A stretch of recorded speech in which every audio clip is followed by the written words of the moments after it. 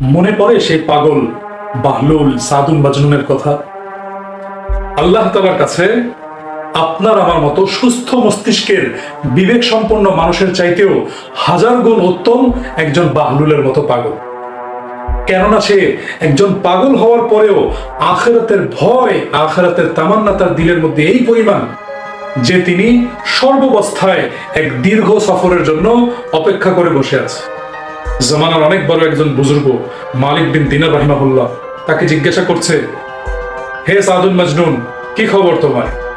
তিনি উত্তর দিতেছে, এমন ব্যক্তির কথা আর কি জিজ্ঞাসা করতেছ যে সর্বাবস্থায় এক দীর্ঘ সফরের জন্য অপেক্ষায় বসে আছে, অথচ সফরের কোনো সামানাই তার তৈরি হয় নাই, আর তিনি হাউ মাউ করে কাঁদতেছে, চিৎকার করতেছে। তাকে বলা হইতেছে, এতে কাদার কি আছে? তিনি বলতেছে, তোমরা এই কথা মনে করিও না যে দুনিয়ার বিচ্ছেদের জন্য কাঁদিতেছি অথবা মৃত্যুর ভয়ে কাঁদিতেছি। ঈমানওয়ালা সে কি মৃত্যুকে ভয় পায় নাকি?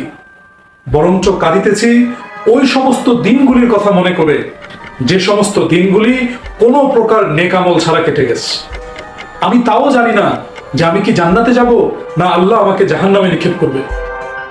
মালিক বিন দিনার রাহিমাহুল্লাহ উনি বলতেছে, বাহ, তুমি তো খুব হিকমতপূর্ণ কথা বলো, অথচ মানুষ তো তোমাকে পাগল বলে।